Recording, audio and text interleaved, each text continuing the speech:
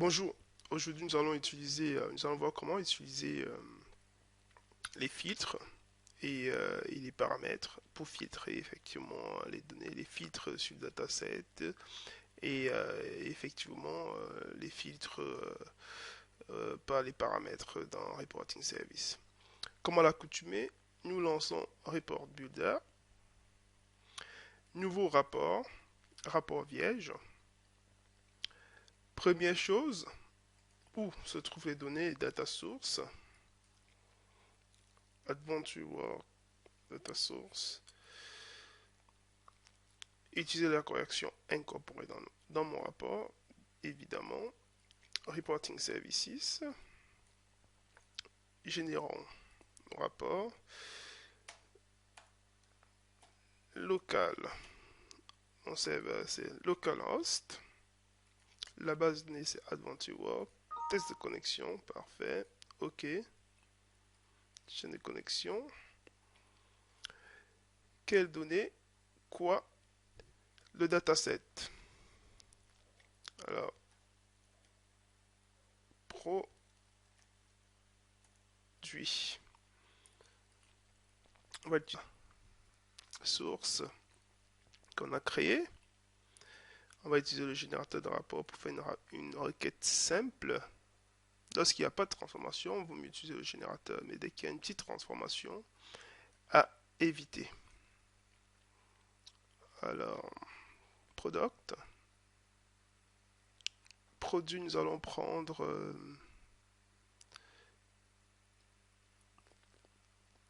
d'abord la classe. OK. La couleur du produit. Le nom du produit.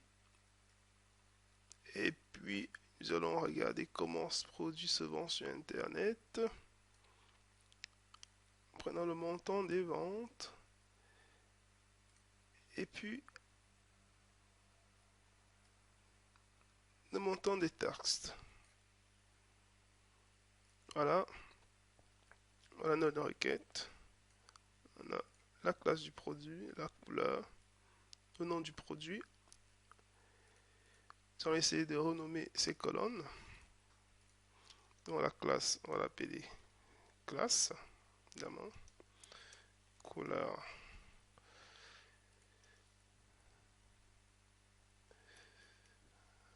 Le produit.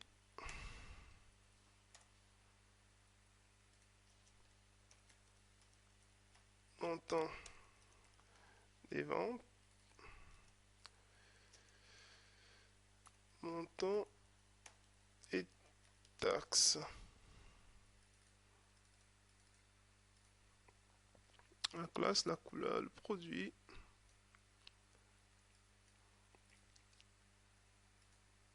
Et les produits. Montant des ventes. Hop, c'est parfait. On a notre dataset. On aurait pu renommer les colonnes ici également. Parce que le champ source est là. On peut changer le nom ici. En mettant classe autre. Ok, parfait.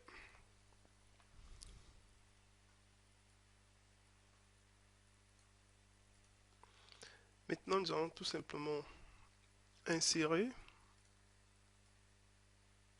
un tableau. Nous allons afficher la classe, la couleur, le nom du produit, le montant de ses ventes, dans les détails, et le montant des taxes. On va essayer de voir ce que ça donne. Parfait. On va essayer une mise en forme. La couleur de la police blanc et gras. La couleur d'arrière-plan, on va prendre du bleu. Voilà, ça c'est flashy, mais ça va. On va réduire un peu. Hop. Ok, c'est assez parfait comme ça. On va essayer d'aligner. On va essayer d'aligner. Alors, on va essayer d'aligner ça à droite.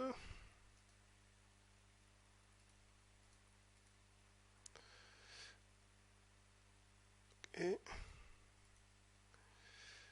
à droite également.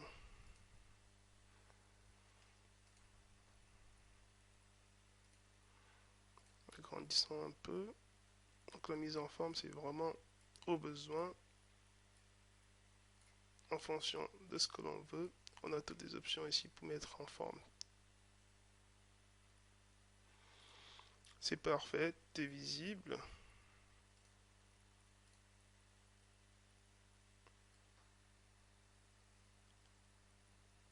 On va mettre une petite fantaisie ici pour voir le nombre de pages. Alors, page.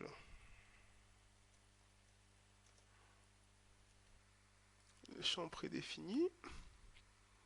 Alors, on va afficher la page. Page number. Que nous allons concaténer avec sur la chaîne de caractères sur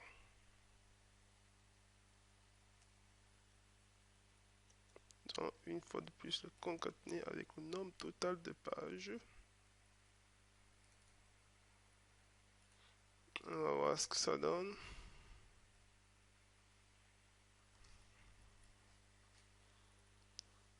Ok, ça a l'air déjà bien. On va essayer d'afficher ça comme ça et mettre en italique.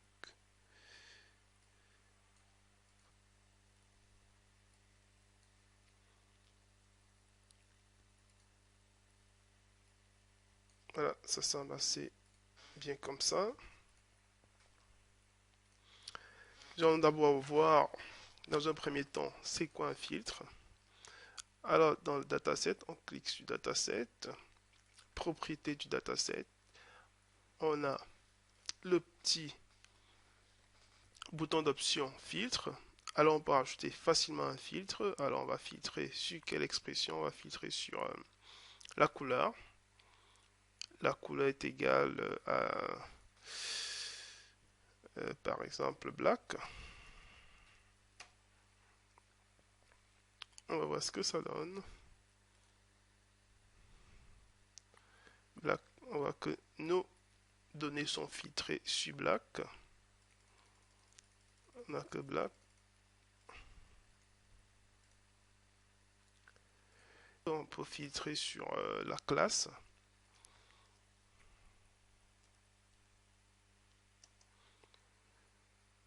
Voilà.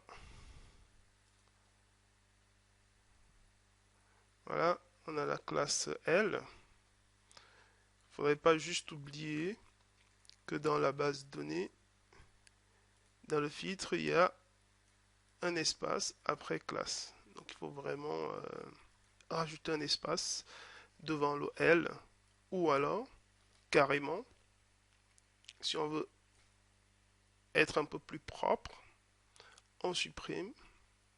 Ok, on va dans le dataset carrément et on rajoute un trim. Rtrim. Ok, parfait. Rtrim, supprimer l'espace à droite, right trim. Maintenant, on peut revenir à notre filtre. Filtre, rajouter sur classe et L. Là, je mets plus d'espace. Et on va vérifier si le filtre est bon. Le filtre est bon, donc il filtre les données sur L et black. Voilà. Toujours dans filtre, on peut filtrer. On peut choisir un autre opérateur, par exemple différent. et lancer également le filtre. Donc, on n'a plus de black, tout ce qui est différent de black. Dans filtre, on peut utiliser d'autres opérateurs, surtout pas celui-là, car il marche pas. Il fonctionne pas très bien. On aurait pu faire ça, mais ça ne fonctionne pas. C'est Microsoft qui fait des bêtises et qui nous fournit des opérateurs qui ne fonctionnent pas du tout. On va laisser un black, différent de black. Une option très superbe que Microsoft a rajoutée, c'est on peut faire passer classe en premier, c'est-à-dire que le feed valable se fait par classe et ensuite par couleur. On peut, c'est une très bonne option. Voilà.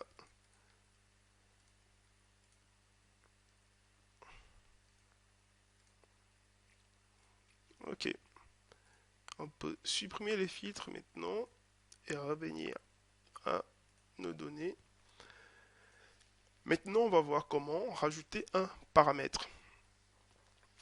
Pour ajouter un paramètre, il y a trois choses principales à faire. Et au niveau du rapport, il faut toujours créer un paramètre sur le rapport.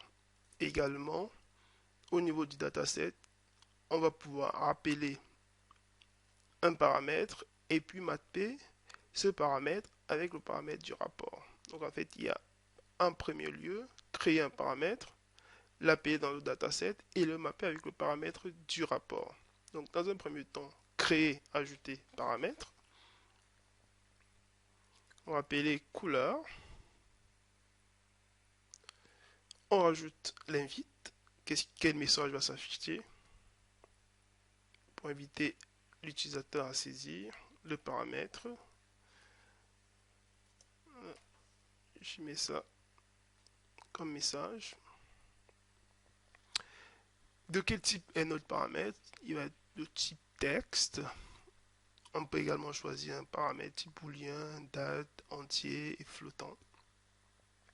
Est-ce qu'il autorise des valeurs vides?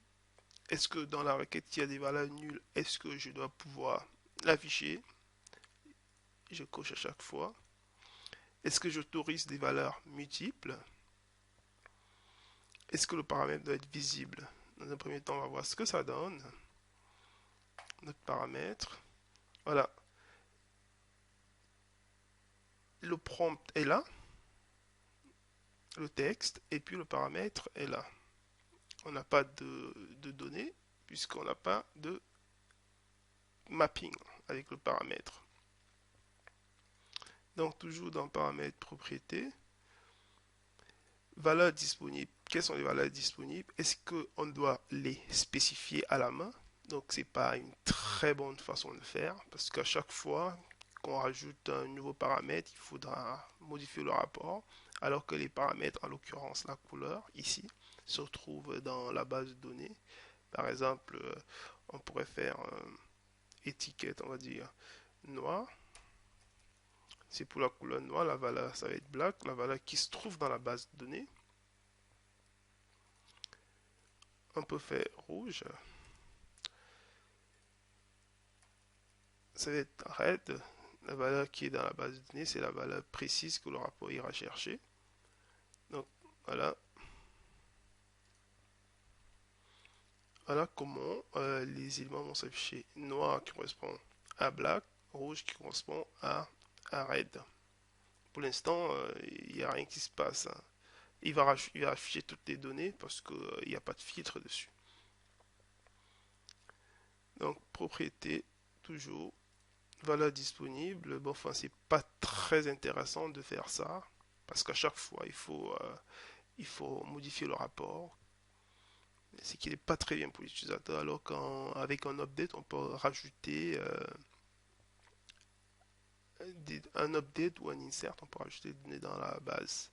Alors, valeur par défaut, est-ce qu'il n'y a aucune valeur par défaut, le cas par défaut, qu'on vient de juste de voir, ou spécifier une valeur par défaut. Valeur par défaut, je peux dire, ça va être sur un black, donc c'est les blacks qui vont s'afficher, les valeurs black qui vont s'afficher en premier, quand je lance le rapport.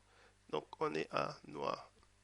Noir, c'est la valeur du prompt, du caption, c'est la valeur qui invite l'utilisateur à saisir, mais derrière, la valeur précise qui va être recherchée, ça va être black. Voilà, toujours dans propriété de mon paramètre du rapport, valeur disponible, on a vu, valeur par défaut, ça va être ça. Je vais supprimer.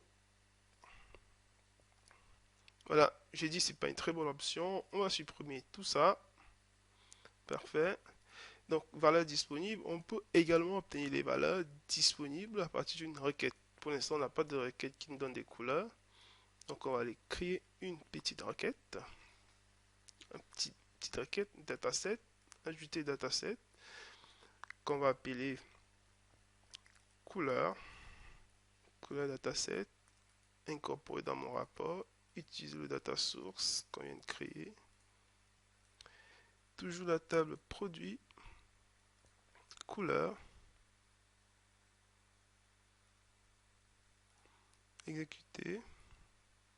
Ouh, on en a trop là. Donc il va falloir faire un distant. C'est sûr. 10 tent.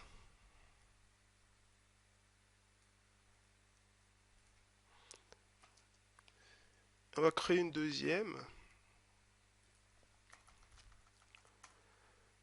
pour le prompt, pour faciliter la vie aux utilisateurs.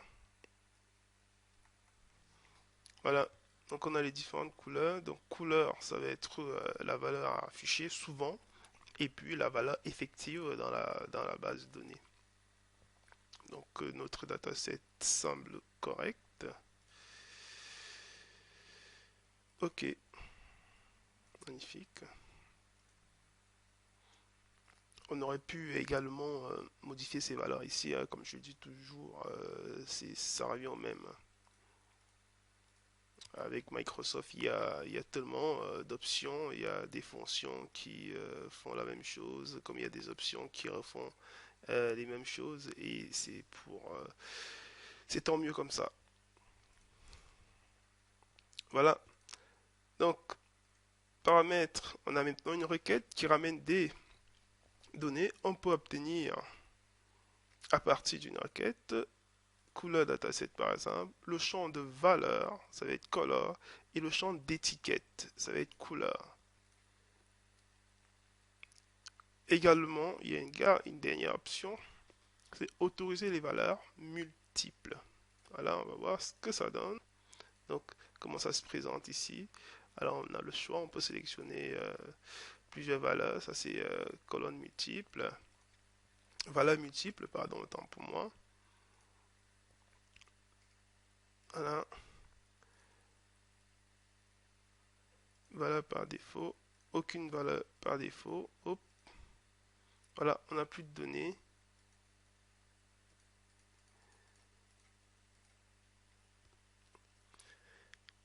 Et voilà. Voilà pour les propriétés. Alors, valeur disponible à partir de la requête du dataset qu'on a créé. Valeur par défaut. On peut spécifier des valeurs par défaut à la main. Pardon. Ou les obtenir à partir d'une requête.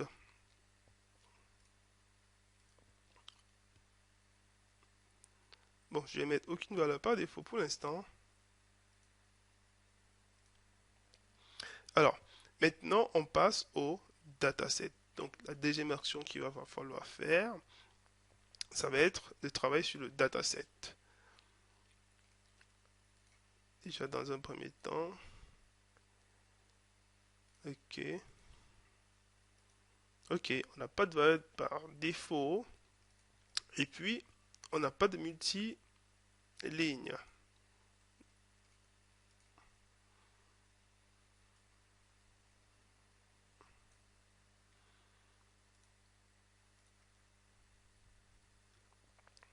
Donc,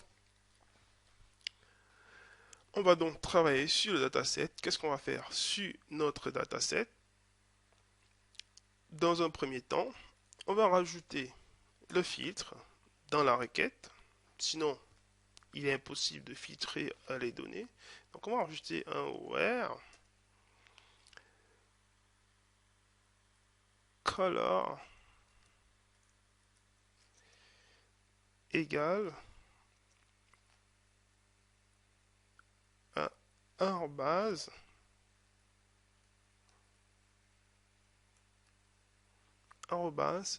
le nom interne à notre dataset de la couleur.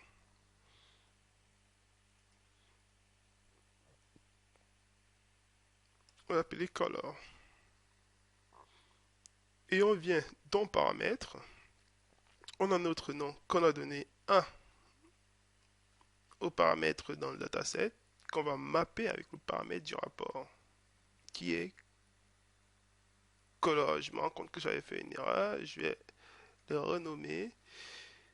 Il s'appelle couleur et non color. Voilà, c'est parfait. On entre dans, on refait where dim product color égale arrobas color.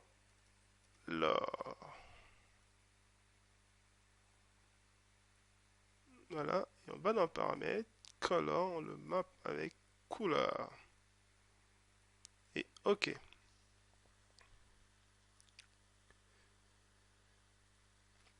Maintenant, on peut essayer de tester notre rapport. On sélectionne black, afficher le rapport. Voilà, on n'a que les éléments black pour l'instant. On peut sélectionner style, silver. On n'a que silver.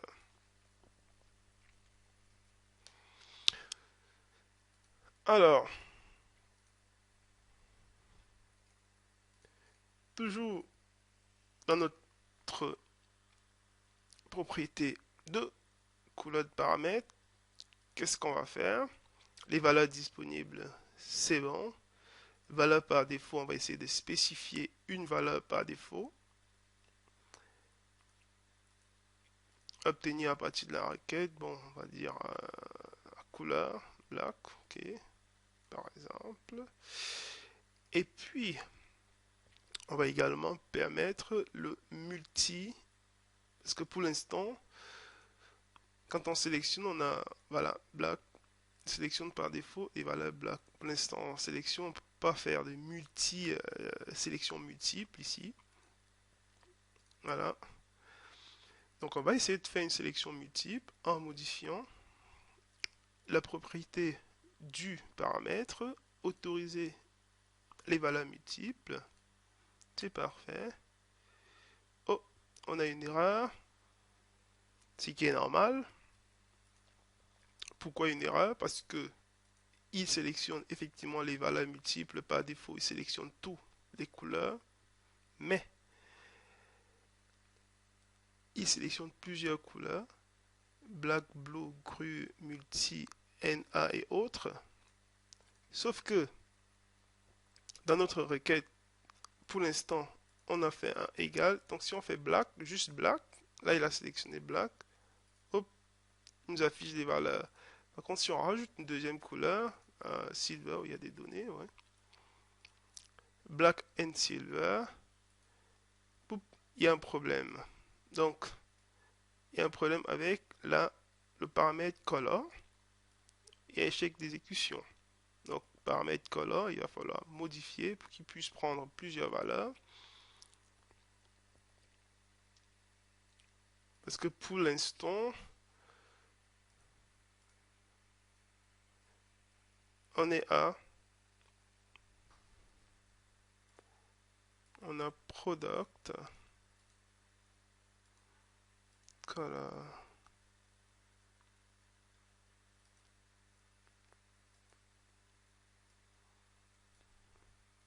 on a color égal au paramètre.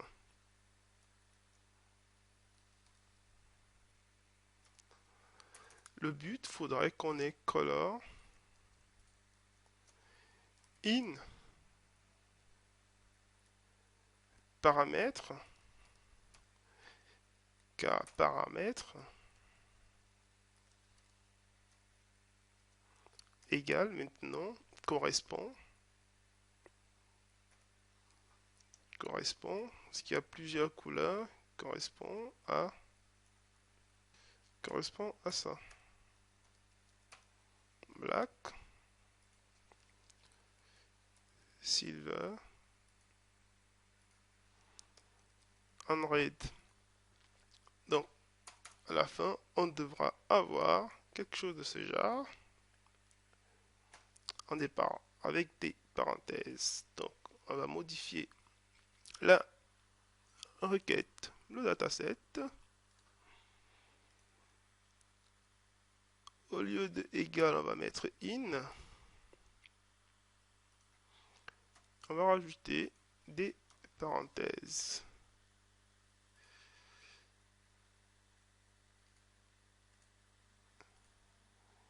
Ok, c'est là.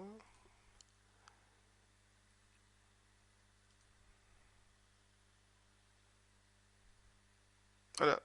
Maintenant, on peut black silver par exemple.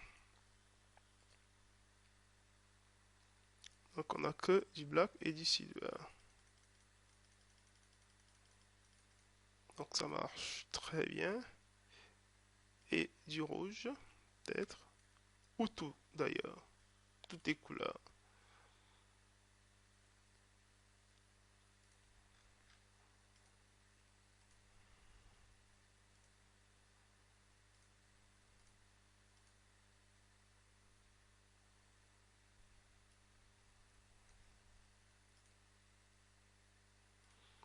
Voilà.